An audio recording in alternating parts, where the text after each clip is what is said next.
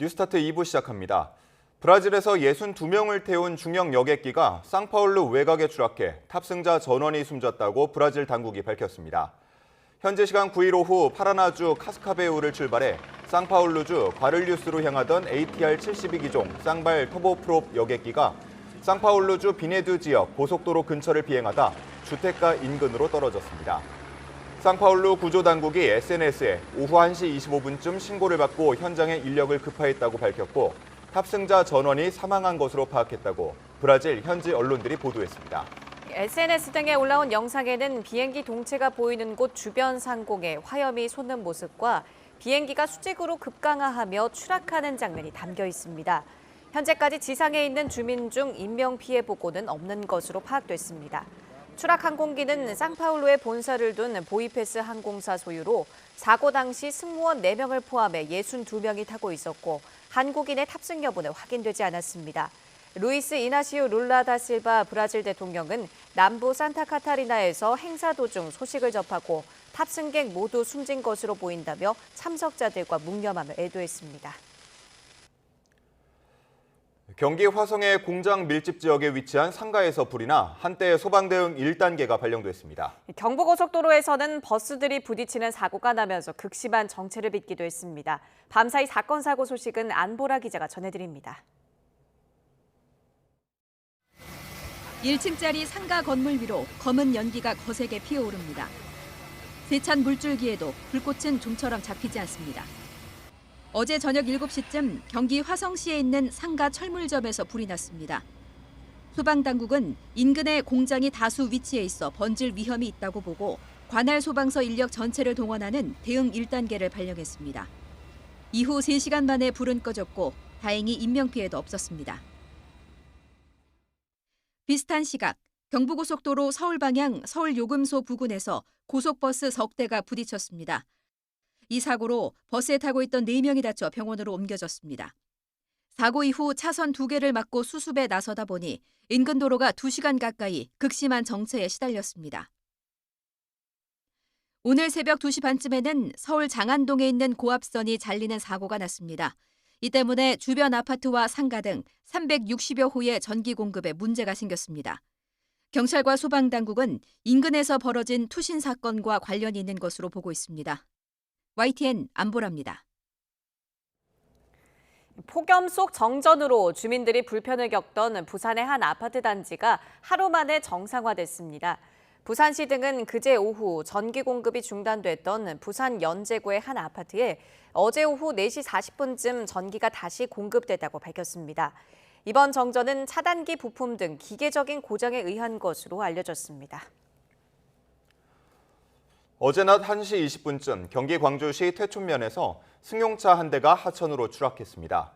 이 사고로 50대 여성 운전자와 함께 타고 있던 70대 남성이 중상을 입어 헬기로 병원으로 옮겨졌습니다. 또 차량에서 나온 부동액 등이 하천에 유입돼 시청 관계자들이 흡착포로 방제 작업을 시행했습니다. 경찰과 소방당국은 내리막길에서 브레이크가 작동하지 않았다는 운전자 진술을 토대로 정확한 사고 원인을 조사하고 있습니다. 연일 낮에는 불볕더위, 밤에는 열대야가 기승입니다. 주말을 앞둔 도심 번화가는 더위 속에서도 금요일 밤을 즐기려는 시민들로 북적였습니다. 김다현 기자가 보도합니다. 주말을 앞둔 서울 홍대거리. 335 모여 걸어가는 시민들 얼굴에 들뜸이 가득합니다. 여느 때와 같이 밤더위가 내려앉았지만 금요일을 즐기려는 마음을 막지 못했습니다. 요즘 날씨 더워갖고 밖에보단 실내 활동을 하고 있고 집에서 뭐 뒹굴거리거나 아니면 약속 이렇게 있을 때 나와서 놀고 있습니다. 낮 동안 하지 못했던 산책으로 여유를 만끽하고 간간히 불어오는 바람도 즐겨봅니다. 반가운 지인과 웃고 밀린 대화를 나누다 보니 더위는 잊힌 지 오래입니다. 날씨가 너무 더워가지고 안에 들어가서 밥을 먹고 나와서 좀 이제 선선해져가지고 산책하려고 나왔어요. 더워서 집 밖에 안 나오게 되는 것 같아요. 재미와 시원함, 2마리 토끼를 다 잡을 수 있는 영화관 역시 선을 맞이의 제격입니다. 영화에 빠진 2시간만큼은 더위가 다른 세상 이야기일 뿐입니다. 더워서 주로 집 밖에 안 나가고 집 안에서 뭐 OTT 서비스로 뭐 드라마, 영화, 애니메이션 같은 걸 시청하지만 이제 금요일이기도 하고 선배들 그리고 후배들하고 같이 간만에 영화 보러 나왔습니다. 평년의 3배가 넘게 열대야가 나타나는 등 극심한 밤더위가 이어지고 있어 잠 못 드는 밤을 이겨내려는 시민들의 노력도 당분간 계속될 거로 보입니다. YTN 김다연입니다.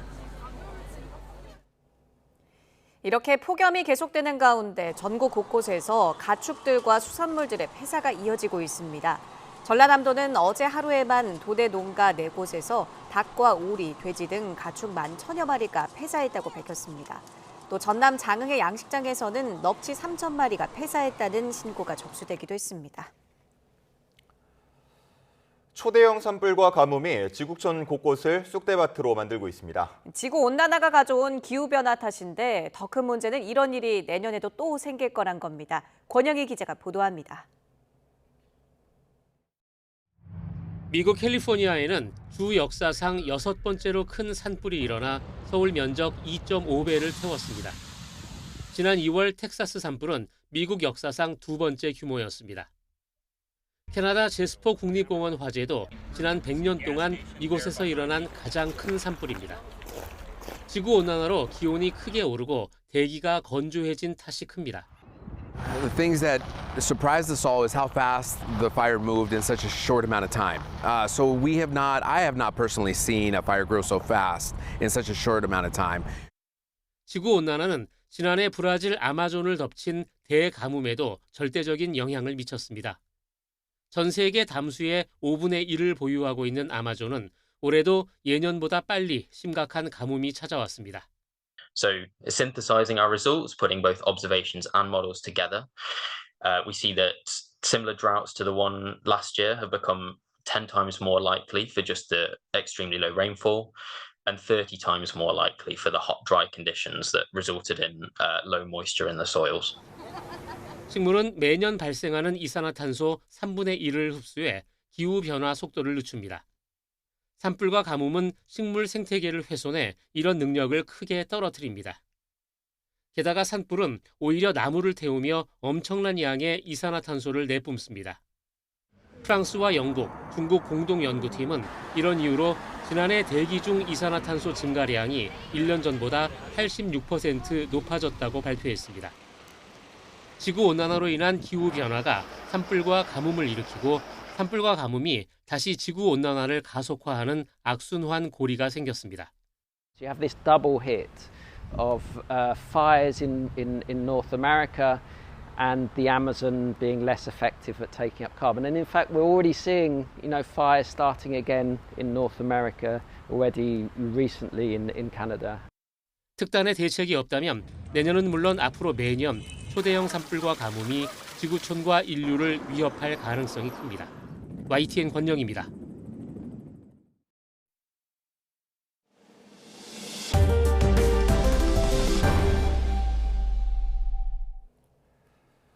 하마스 지도자 암살 이후 중동 확전에 대한 국제사회 우려가 커진 가운데 이스라엘군이 가자 남부 칸 유니스에 대대적인 지상작전을 재개했습니다. 미국 등 중재국들이 휴전 협상 제안에 적극 나서면서 보복을 고심하고 있는 이란이 수위 조절에 나설 수 있다는 관측도 제기됩니다. 정유신 기자의 보도입니다. 보따리를 든 팔레스타인 난민 행렬이 꼬리를 물고 이어집니다. 차량이나 당나귀, 탈 것이라도 있으면 다행입니다. 아이들은 부모 품에, 노약자들은 유모차에 실려 어디론가 향합니다. 가자 남부 칸 유니스에 이스라엘군 지상작전이 재개되면서 팔레스타인 난민들 수천 명이 다시 피난길에 올랐습니다.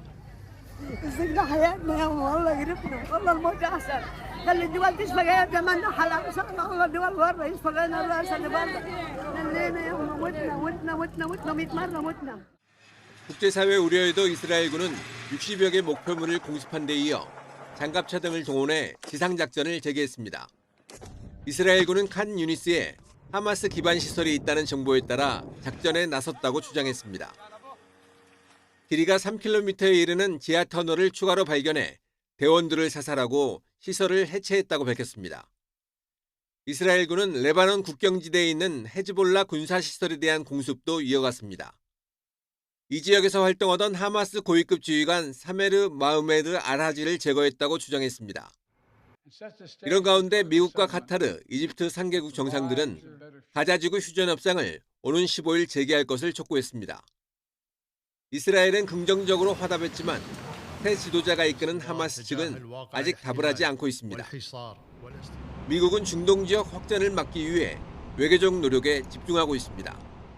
It's been the focus of our diplomatic engagements is we continue to make clear to Iran that they should not escalate this conflict, they should not take any further escalatory steps if those steps are not in their interest.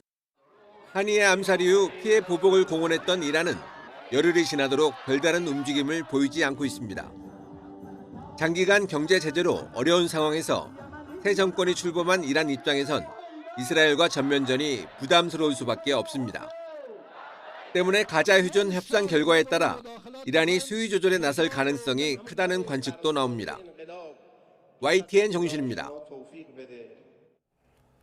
러시아군이 우크라이나 도네츠크주 코스티 안티니우카 마을의 한 쇼핑몰에 미사일을 발사해 최소 12명이 숨지고 44명이 다쳤습니다. 코스티 안티니우카 마을은 우크라이나 동부 전선에서 약 13km 떨어져 있는 곳입니다. 우크라이나 도네츠크 지역 책임자 바딤 필라슈키는 SNS를 통해 이번 공격은 사람들이 많이 모인 곳에 대한 표적 공격이며 러시아에 의한 또 다른 테러 행위라고 밝혔습니다. 앞서 지난해 9월에는 러시아 미사일이 이 마을의 야외 시장을 공격해 17명이 숨지기도 했습니다. 조 바이든 미국 대통령에게 민주당 대선 후보직 포기를 압박한 인물 중 하나로 꼽히는 낸시 펠로시 전 하원 의장은 바이든 대통령의 후보 사퇴 이후 아직 바이든 대통령과 대화를 나누지 못했다고 밝혔습니다. 펠로시 전 의장은 현지 시간 8일 CNN 방송과 진행한 인터뷰에서 지난달 21일 후보직을 사퇴한 바이든 대통령과 이후 대화한 적이 있느냐는 질문에 그렇지 않다고 답했습니다.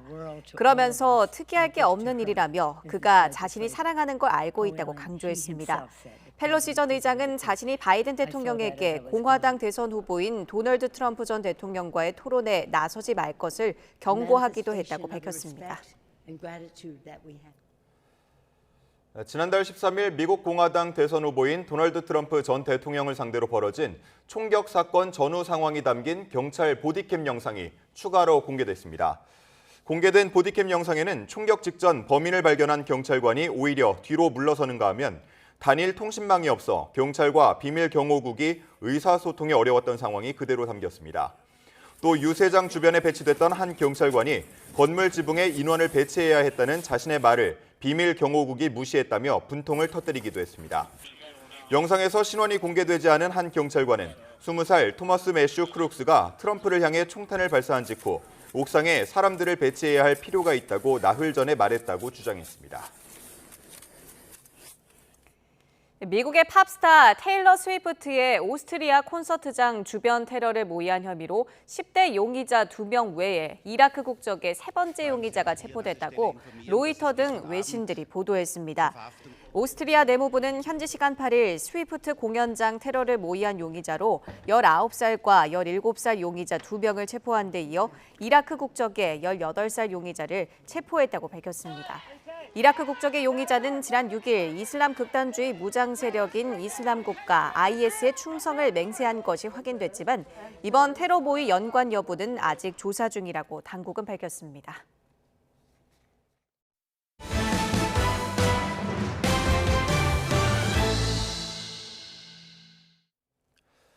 윤석열 대통령이 여름휴가 마지막 이틀을 육해공군 본부가 있는 충남 계룡대에 머물며 장병들을 격려하고 안보태세를 점검했습니다.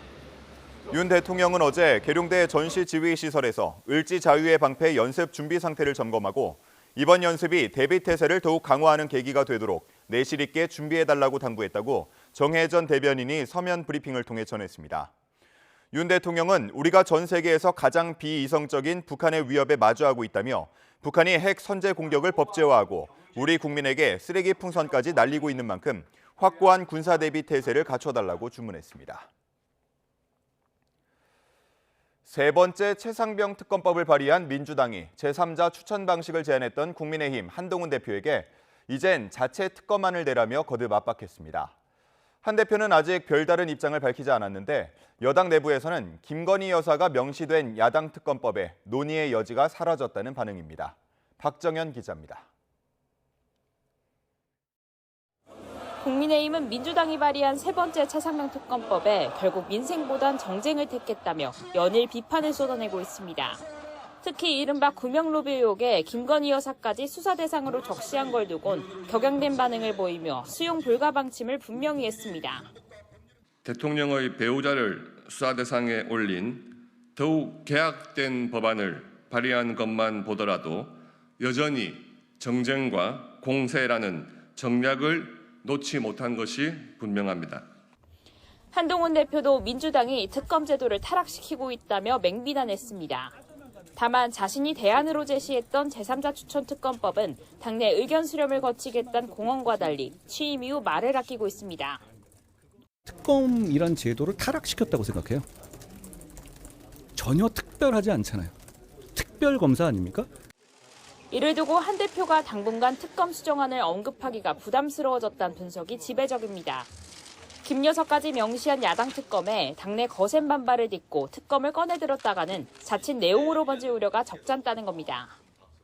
지금 내놔봤자 민주당과 협상이 될 리도 없고 오히려 전열만 분열시키고 우리 당의 전략만 노출시키는 것이기 때문에 별로 좋은 상황은 아니라고 봅니다. 친한동훈계 내부에서도 제3자 추천 특검법을 두고 회의적인 분위기가 역력합니다. 야당이 더 센 특검법을 내놓으며 정쟁 수위를 끌어올린 마당에 대안을 제시해봤자 실익이 없다는 겁니다. 민주당은 한 대표를 향해 한동훈표 특검을 발의하라고 압박하며 공세 수준을 끌어올리고 있습니다. 계속해서 시간을 끌며 침대 축구만 하려다간 윤석열 정권도 망하고 한동훈 대표 본인도 함께 몰락하게 될 뿐이라는 것을 명심하십시오. 한동훈 대표가 야당 특검법에 김건희 여사가 적시된 걸 명분으로 제3자 추천 특검법을 공개적으로 걷어들일 가능성도 배제할 수 없습니다. 거듭되는 특검 전국에 한 대표가 내놓을 메시지에 관심이 쏠리는 이유입니다. YTN 박정현입니다. 경찰이 지난 총선을 앞두고 불법 선거운동을 한 혐의 등을 받는 최재형 목사를 검찰에 송치하기로 결정했습니다. 경기 남부경찰청 반부패 경제범죄수사대는 공직선거법 위반과 명예훼손 혐의를 받는 최 목사를 검찰에 송치 결정했습니다. 최 목사는 지난 2월 강연회에서 더불어민주당 여주 양평 지역구 후보로 출마했던 최재관 전 지역위원장을 위해 불법 선거운동을 하고 한 달 뒤에는 김건희 여사와 국민의힘 이철규 의원을 언급하며 명예를 훼손한 혐의를 받습니다. 경찰은 또 지난 총선에서 재산을 축소 신고해 공직선거법상 허위사실 공표 혐의를 받는 더불어민주당 양문석 의원에 대해서도 송치를 결정했습니다. 양 의원은 보유하던 서울 서초구 잠원동 아파트를 지난 2020년 당시에 매입한 가격보다 9억 6,400만 원 낮은 공시가격으로 선거관리위원회에 신고한 혐의를 받습니다.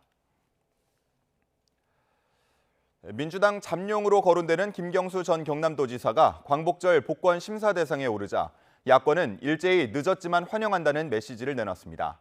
하지만 친명계를 중심으로는 야권 분열을 노린 정권의 전략이라는 의심을 지우지 못하고 있는데 여당은 협치의 계기가 될 거라며 선을 그었습니다. 손효정 기자입니다. 드루킹 댓글 조작 사건으로 실형을 선고받았던 김경수 전 지사가 복권되면 다가오는 지방선거와 대선부터 출마할 수 있게 됩니다. 정치적 재기가 가능한 건데 현재 독일에 머무르고 있는 김 전 지사는 일단 말을 아끼고 있습니다. 김 전 지사 측은 아직 복권이 확정된 게 아닌 만큼 신중하게 지켜보겠다며 원래 일정대로 연말까지 귀국하지 않을 거라고 전했습니다. 예상치 못한 복권 소식에 야권은 만시지탄이라면서도 일제히 환영의 뜻을 나타냈습니다. 김경수 전 지사가 포함되어 있다면 당연히 환영할 만한 사안이라고 생각합니다. 확정이 된다면 그때 당 차원의 입장 표명이 다시 한번 있을 예정입니다. 특히 지난 총선 이후 숨죽여왔던 친문 비명계는 김 전 지사를 구심점으로 이재명 1급 체제의 변수가 만들어지길 기대하고 있습니다. 친문계 한 의원은 당장은 윤석열 정권에 맞서 힘을 모을 때지만 내년 이후 대선 전국이 본격화되면 세력이 모일 수 있지 않겠느냐고 전망했습니다. 친명계도 일단 김 전 지사 복권 전망을 반겼지만 파장 또한 예의주시하고 있습니다. 당내 여러 대권 후보가 있어야 한다는 게 이재명 전 대표의 평소 소신이라면서도 이재명 체제에 균열을 내고 분열을 촉발하려는 여권의 의도가 깔려 있다며 경계했습니다. 하필이면 왜 지금이냐 이거죠. 그러니까 하려면 작년 뭐 진작했어 하셨어야죠. 전당대 중에 하는 게 좀 정치적 의도가 있는 거 아니냐 이런 생각이 듭니다. 여당은 그런 시각대로라면 의심의 끝이 없을 거라고 반박하며 협치의 계기로 규정했습니다. 이제 아직 확정은 안 됐습니다만은 그런 복권이 된다면 여야 협치의 중요한 계기는 될 것으로 판단됩니다. 정치권 일각에선 벌써부터 당내 계파 갈등이 재현될 거란 우려의 목소리가 나오는 가운데 김경수 전 지사의 복권이 확정되고 이재명 전 대표의 사법 리스크가 더욱 가시화되면 당내 역학관계에 미칠 파급력은 만만치 않을 거란 전망도 적지 않습니다. YTN 손유정입니다. 애초 별다른 쟁점이 없을 거라 예상됐던 유상임 과학기술정보통신부 장관 후보자 인사청문회가 후폭풍에 휩싸였습니다. 야당은 아들 마리화나 의혹을 꺼내들며 자진 사퇴를 압박했고 여당은 근거 없이 가족 상처까지 헤집어 공격 대상으로 삼는다고 반발했습니다. 정인용 기자입니다. 유상임 과기부 장관 후보자 인사청문회 막판, 장남이 마리화나를 흡입했다는 의혹을 유 후보자가 알았는지 여부가 쟁점으로 떠올랐습니다. 유 후보자 장남은 질환으로 병역 면제를 받았는데 과거 외국 병원에 입원했던 기록에서 마리화나 흡입 소견이 드러났던 겁니다. 야당은 유 후보자가 당시 장남의 입원 이유를 질병 때문이라고만 답변한 만큼 의혹을 은폐하려 한 것 아니냐며 자진 사퇴를 촉구했습니다. 병원에 갔을 때 여러 건 중에 하나가 나온 겁니다. 지금 얘기한 거는 그 내용을 모르신다. 그리고 이번에 알았다 이거 아닙니까? 이번에 청문회 준비하면서 알았다는 거잖아요. 미국에서 있었던 일이, 미국 병원에 있었던 상황을요. 또 후보자 본인이 사과한 자녀 위장 전입에 장남 해외 불법 체류 사실을 지적하며 윤석열 정부의 인사검증 시스템을 문제 삼았습니다. 반면 국민의힘은 유 후보자를 향한 부당하고도 비열한 공격이라며 방어선을 쳤습니다. 병원이 발급한 병역 면제 질환에는 여야 공이 정당하다고 인정했는데 그 연장선에 있는 미국 병원 일부 기록을 교묘하게 왜곡했다는 겁니다. 특히 병원 이송 기록에 no drugs, 즉 마약은 하지 않았다는 표현이 있다고 강조했습니다. 인사청문회에는 금도가 있습니다. 청문회가 한 가족의 아픈 상처를 이용하여 후보자 낙마를 주장하는 반인륜적이고 비열한 공격 통로가 되었습니다.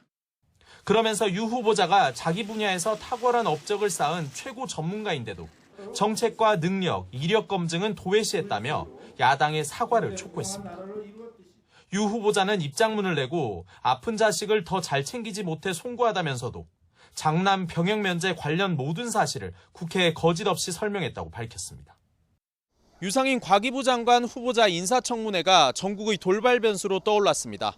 유 후보자가 거짓 증언을 했다는 야당과 반인륜적 인신공격이라는 여당이 팽팽히 맞서고 있습니다. YTN 정인용입니다. 술을 마신 채 전동 스쿠터를 몰았다가 적발된 그룹 방탄소년단 BTS의 멤버 슈가의 음주 수치가 혈중 알코올 농도 0.2%를 훌쩍 넘겼던 것으로 파악됐습니다. 당초 면허 취소 수준으로만 알려졌었는데 재판에 넘겨질 경우 더 무거운 처벌이 불가피한 수준입니다. 김대근 기자입니다. 앨범을 냅니다. BTS의 멤버 슈가는 지난 6일 밤 술에 취해 전동 스쿠터를 몰고 귀가하다가 경찰에 적발됐습니다. 당시 경찰은 슈가를 음주운전 혐의로 입건하면서 면허 취소 수준, 혈중 알코올 농도 0.08% 이상이라고만 밝혔는데 취재 결과 뒤늦게 구체적인 수치가 확인됐습니다. 적발 당시 호흡 측정을 실시한 결과 혈중 알코올 농도 수치가 0.2%를 훌쩍 넘겼던 것으로 확인됐습니다.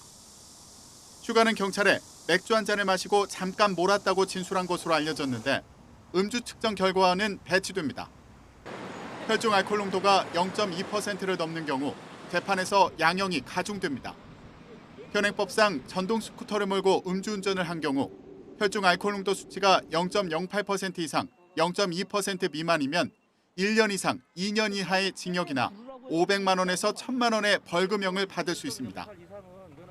하지만 수치가 0.2%를 넘으면 2년 이상 5년 이하의 징역이나 1,000만 원에서 2천만 원의 벌금형에 처할 수 있습니다. 앞서 슈가와 소속사는 음주운전 사실이 알려지자 전동 스쿠터가 아니라 전동 킥보드를 탔다고 해명해 사안을 축소하려 했다는 논란을 빚었습니다. 뒤늦게 그런 의도는 전혀 없었다고 거듭 해명했지만 음주 수치가 0.2%를 넘는 그야말로 만취 상태였다는 사실이 알려지면서 논란은 더욱 거세질 것으로 보입니다. YTN 김대근입니다. 현재 경찰관이 술에 취해 전동 킥보드를 탔다는 정황이 드러나면서 조사를 받고 있습니다. 울산 남부경찰서는 지난 7일 새벽 울산 남구의 한 도로에서 전동 킥보드와 함께 쓰러져 있는 남성을 발견해 병원으로 이송했다고 밝혔습니다. 해당 남성은 술 냄새가 나는 등 음주 정황이 있었는데 신원을 파악한 결과 남부서 소속 경위인 것으로 파악됐습니다. 경찰은 음주 여부를 확인하기 위해 체열을 했고 열흘 정도 이후에 결과가 나온다며 음주 사실이 확인될 경우 범칙금을 내릴 예정이라고 설명했습니다. 주석중 아산병원 흉부외과 교수를 덤프트럭으로 치어 숨지게 간 운전자가 금고형 집행유예를 선고받았습니다. 서울 동부지방법원은 교통사고 처리법상 치사 혐의로 재판에 넘겨진 60대 남성 A씨에게 금고 1년에 집행유예 2년을 선고했습니다. 재판부는 A씨가 건널목 앞에서 멈춰 오른쪽 방향을 봤다면 주 교수를 확인했을 것이라면서도 주 교수의 유족이 처벌을 원하지 않고 주 교수의 과실도 있는 점을 고려했다고 양형 이유를 밝혔습니다. A씨는 지난해 6월 16일 서울 풍납동 교차로에서 자전거를 타고 건널목을 건너던 주 교수를 덤프트럭으로 치어 숨지게 한 혐의를 받습니다. 손흥민 선수가 클럽에 와 3천만 원어치 술값을 썼다고 글을 올린 클럽 영업 직원들이 고소당했습니다. 서울 강남경찰서는 손흥민 선수 소속사 손앤풋볼 리미티드로부터 명예훼손과 업무방해 혐의로 서울 논현동 클럽 MD 등 5명에 대한 고소장을 접수했습니다. 이들은 지난 3일 손흥민 선수가 축구 경기를 마친 뒤 클럽을 방문해 3천만 원을 결제했다는 취지의 글을 SNS에 올린 혐의를 받습니다. 다음 날 소속사 측은 해당 클럽이 허위 사실을 유포했다며 법적 조치를 취하겠다고 반박했습니다. 지하주차장 전기차 화재로 전기 공급이 끊겼던 인천의 아파트 단지 470여 세대에 일주일 만에 전기 공급이 재개됐습니다. 인천시 서구는 청라국제도시 아파트의 전기 설비를 그제 오후 복구했다고 밝혔습니다. 다만 이 아파트 전체 16개 동 가운데 3개 동에서는 화재 당시 뿌려진 소화수가 남아있어 당분간 엘리베이터는 사용하지 못한다고 덧붙였습니다. 전기차 화재 우려가 커지는 가운데 서울시가 다음 달 말부터 공동주택 지하주차장에는 전기차 충전율이 90% 이하인 전기차만 주차할 수 있게 권고했습니다. 또 전기차 제조사들과 협력해 충전율을 90%로 제한하게 하고 이를 인증하는 충전 제한 인증서를 발급할 계획입니다. 김연아 기자가 보도합니다. 지난 6일 새벽 충남 금산아파트 지하주차장에서 전기차 화재가 발생했습니다. 10시간이나 충전하던 중에 발생한 화재라 과충전으로 불이 났을 가능성이 크다는 분석입니다. 전기차는 한 번 불이 나면 진화가 어려워 대형 피해로 이어지기 때문에 일부 아파트는 전기차 지하주차장 주차 금지에 나서는 등 입주민 갈등까지 커지고 있습니다. 서울시는 전기차 화재 공포와 갈등을 막기 위해 전기차 충전율을 제한하기로 했습니다. 다음 달 말까지 공동주택의 경우 90% 이하로 충전한 전기차만 지하주차장 출입을 허용하도록 공동주택 관리규약 준칙을 개정할 계획입니다. 조금 충전을 이렇게 낮춰서 하는 것이 배터리의 그 장기적인 배터리 사용 면에서도 유리하고 그다음에 그 과충전을 예방하는 데도 효과가 있다. 공공에서 일정한 기준을 제시를 해서 문제를 좀 해결하고자 하는. 또 다음 달부터는 공영주차장 등 공공시설 급속충전기 충전율을 80%로 제한하고 전기차 제조사가 충전율을 90% 이하로 제한하면 충전 제한 인증서도 발급할 계획입니다. 10월부터는 건축물 심의 기준을 바꿔 전기차 충전소는 원칙적으로 지상에 설치하게 하고 격리 방화벽과 차수판도 의무화합니다. 시는 충전율 제한 외에 전기차 화재 진화 방식으로 거론되는 D급 소화기나 7식 소화덮개는 성능이 확인되지 않았거나 개인이 초기 대응에 사용하기엔 사실상 불가능하다고 강조했습니다. YTN 김현아입니다. 구영배 큐텐 대표가 팀원과 위메프 합병 절차에 들어갔습니다. 큐텐은 입장문에서 팀원과 위메프 합병에 필요한 법원 승인을 위해 KCCW라는 신규 법인 설립을 신청하고 1차 자본금으로 10억 원을 출자했다고 밝혔습니다. 또 팀원과 위메프 보유 지분을 이해관계자 동의를 받아 100% 감자하고 구영배 대표가 보유한 큐텐 전체 지분 38%를 합병 법인에 백지 신탁할 것이라고 설명했습니다. 합병 법인은 판매자가 일대 주주로 이사회와 경영에 직접 참여하며 정산일은 배송 완료 뒤 일주일 이내로 대폭 줄이는 등 판매자 중심 정책을 도입할 것이라고 덧붙였습니다. 네이버 최수연 대표가 라인 야후 지분 축소를 검토하지 않고 있다고 밝혔습니다. 최 대표는 어제 진행된 네이버 2분기 실적 발표 컨퍼런스 콜에서 일본 총무성의 행정 지도는 보안 거버넌스에 대한 우려였음이 명확해졌다며 이같이 말했습니다. 또 최대 주주 지위 변동에 대한 전략적 검토는 하지 않고 있다고 설명했습니다. 최 대표는 이어 총무성의 가이드라인을 준수하는 방향에서 사업 협력을 계속해 시너지를 강화하는 방안을 고민하겠다고도 덧붙였습니다.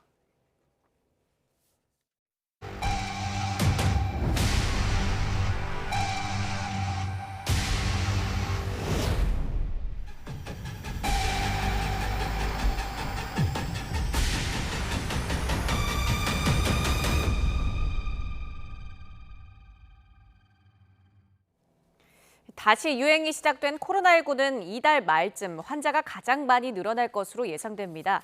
가을을 지나 겨울까지 유행이 계속될 것으로 보이는데요. 특히 노약자들은 개인 방역에 각별한 주의가 필요합니다. 염혜원 기자입니다. 코로나19 재확산 기세가 무섭습니다. 코로나 바이러스 검출률은 지난 7월 둘째 주엔 13%였지만 8월 첫째 주에 들어서는 40%에 육박했습니다. 입원 환자 수도 크게 늘었습니다. 7월 첫째 주에는 91명이었는데 8월 첫째 주에는 861명으로 5주 만에 9.5배 늘었습니다. 불과 일주일 전과 비교해봐도 1.8배 많습니다. 나이로 보면 65세 이상 환자가 65.2%로 가장 많고 50세에서 64세까지가 18%로 뒤를 이었습니다. 예상치 못한 재확산세에 일부 지역에선 자가검사 키트와 치료제 부족 현상이 나타나고 있습니다. 정부는 8월 첫째 주부터 치료제 공급 주기를 주 1회에서 2회로 늘리고 이번 달 안에 500만 개 이상의 자가검사 키트를 공급하겠다고 밝혔습니다.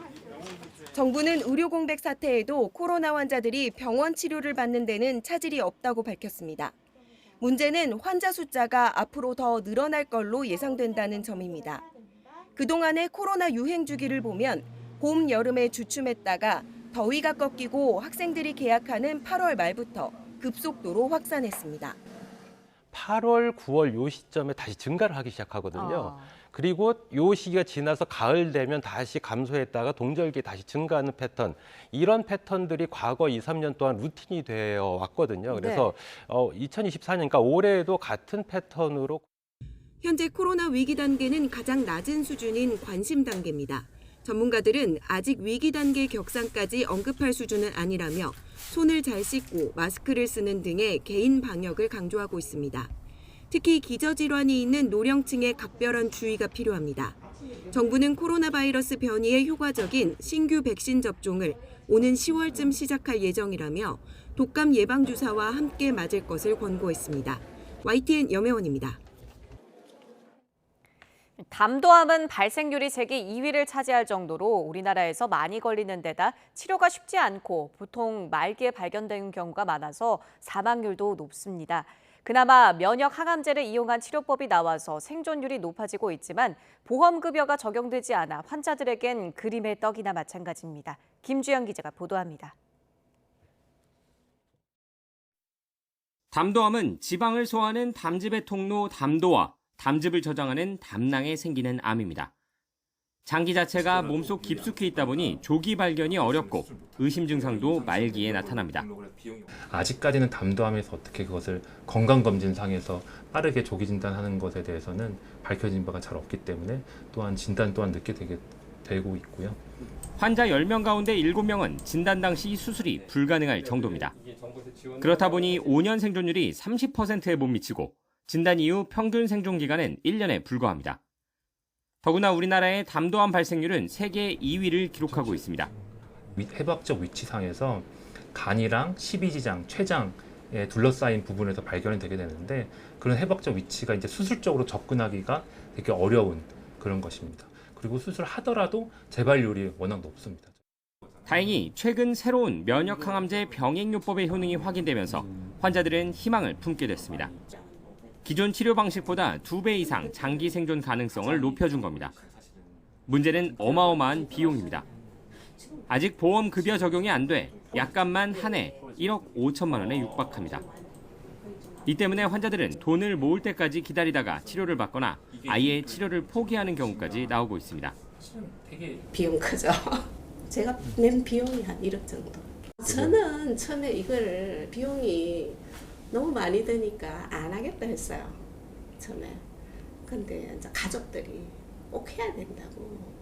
전문가들은 고령 환자에게 주로 발생하는 담도암의 특성상 우리나라에서 발생률이 더 높아질 수 있다며 보험 급여화 등 대책이 필요하다고 지적합니다. YTN 김주영입니다.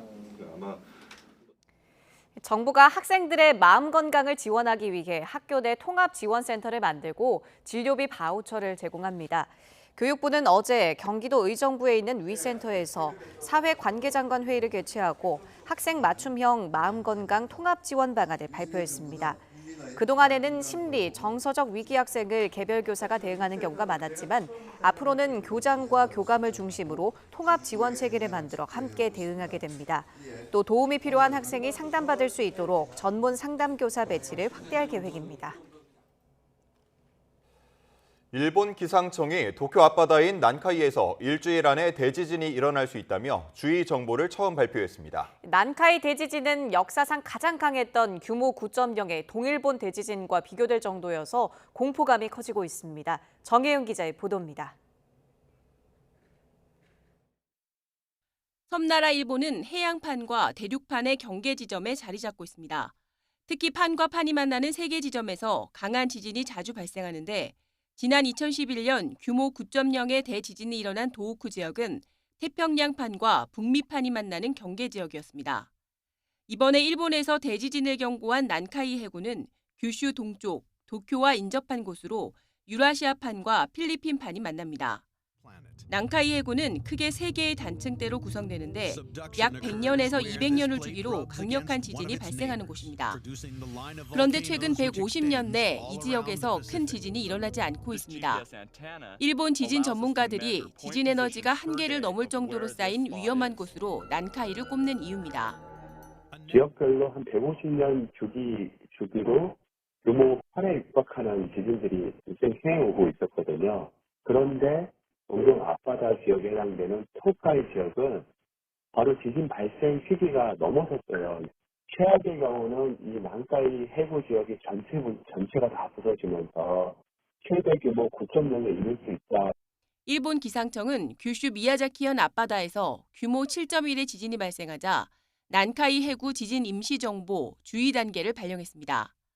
주변 강진이 방아쇠가 돼 주기를 넘긴 난카이에 영향을 줄 가능성이 크다고 보기 때문입니다. 난카이 해구에서 규모 8 이상의 대지진이 발생하면 거대 쓰나미는 물론 20만 명 이상의 사망자와 실종자가 예상되는 등 동일본 대지진을 능가하는 피해가 발생할 가능성이 큽니다. 특히 전문가들은 난카이 대지진은 동일본 대지진과 달리 우리나라 남해안과 가까워 상당한 충격이 있을 수 있다고 전망합니다. 한 400km쯤 됩니다. 규모 9.0 지진이 만약에 여기서 발생을 한다 하면은 에너지가 1000배 더 큰 거거든요. 33배 정도 되는 지진동을 만들어내요. 남해안에서 땅의 흔들림이 한 1cm 정도 왔다 갔다 하는 일이 벌어졌다면 30cm 넘는 땅이 왔다 갔다 하는 거예요. 전문가들은 또 동일본 대지진이 경주와 포항 지진에 영향을 준 것처럼 난카이 대지진이 발생하면 한반도에도 또 다른 강진이 일어날 가능성이 커진다고 경고했습니다. YTN 정혜윤입니다. 출입국 외국인청에서 수갑을 찬 채 도망갔던 불법 체류 카자흐스탄인이 하루 만에 경찰에 붙잡혔습니다. 경기 수원 남부경찰서는 어제 저녁 8시쯤 카자흐스탄인 20대 남성 A씨와 도주를 도운 같은 국적의 B씨를 체포해 수원 출입국 외국인청에 인계했다고 밝혔습니다. 차량을 이용해 달아나고 있던 A씨와 B씨는 경기 이천시의 한 도로에서 경찰에 적발됐고 차를 버리고 도주했지만 붙잡혔습니다. 두 남성은 출입국 외국인청에서 도주 이유 등을 조사받은 뒤 관련법에 따라 강제 퇴거 등 조치될 예정입니다. 벌금 수배 중이던 불법 체류자 A씨는 앞서 경찰에 붙잡혀 그제 오후 8시 40분쯤 수원 출입국 외국인청으로 이송됐지만 직원을 밀치고 수갑을 찬 채 달아났습니다. 연구비 유용 등의 혐의로 수사를 받고 있는 이장호 군산대학교 총장이 구속됐습니다. 전주지방법원 군산지원은 어제 사기 등의 혐의를 받고 있는 이 총장에 대해 구속영장을 발부했습니다. 재판부는 증거인멸 우려가 있다며 영장 발부 사유를 설명했습니다. 앞서 서해지방경청은 이 총장이 지난 2021년 국비로 진행하던 신재생에너지 연구와 관련해 연구비 일부를 부정하게 쓴 것으로 보고 구속영장을 청구했습니다.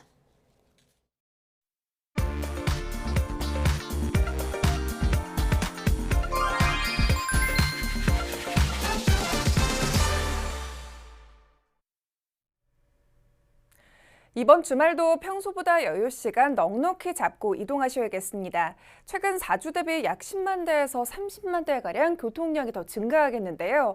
특히 영동선이나 서울 양양선 등 강원권과 이어지는 노선들 중심으로 자주 막히는 곳들에서 혼잡이 이어지겠습니다.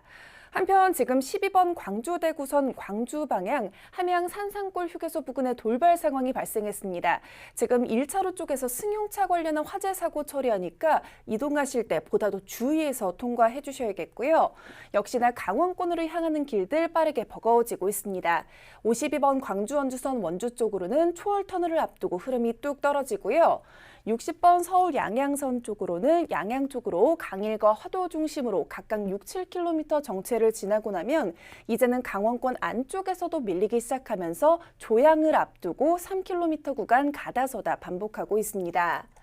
50번 영동고속도로 강릉 쪽으로는 다행히 경기권 내 정체만 감안해 주시면 되겠습니다. 용인과 양재터널 사이로 6km 구간 가다서다 반복하고요. 한편 대전 지역을 포함한 내륙 곳곳에는 지금 안개가 꽤나 짙게 깔려 있습니다. 특히 이런 교량 같은 곳 지나실 때는 더욱더 감속운전과 안개 등 활용에 힘써 주시기 바랍니다. 경부고속도로 부산 방향 지금 경주나들목 진출로 쪽에는 고장차가 있으니까 주의해 주시기 바랍니다. 전방 주시도 잘해 주시고요. 고속도로 교통방송이었습니다.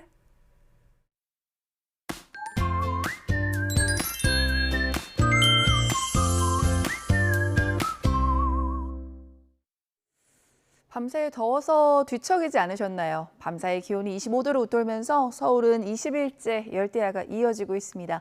전국 대부분 지방에 폭염 경보가 내려진 가운데 오늘 서울의 낮 기온이 34도, 청주 35도까지 올라서 어제만큼 덥겠습니다. 온열 질환 위험이 높은 만큼 물, 그늘, 휴식 이 세 가지를 꼭 기억해 주시길 바랍니다. 대기 불안정으로 곳곳에 소나기도 옵니다. 양은 5에서 60mm로 강우량의 편차가 크겠고 짧고 강하게 쏟아질 것으로 보입니다. 오늘 자외선과 오존도 모두 강하겠습니다. 현재 기온 살펴보겠습니다. 현재 대부분 지방 25도 웃돌면서 열대야 현상 나타났고요. 낮 기온 살펴보면 서울 34도, 대전도 34도로 예상됩니다. 당분간 열대야와 폭염이 계속될 전망입니다. 날씨였습니다. 이상으로 뉴스타트 2부 마칩니다. 잠시 후 3부가 이어집니다. 시청해주신 여러분 고맙습니다.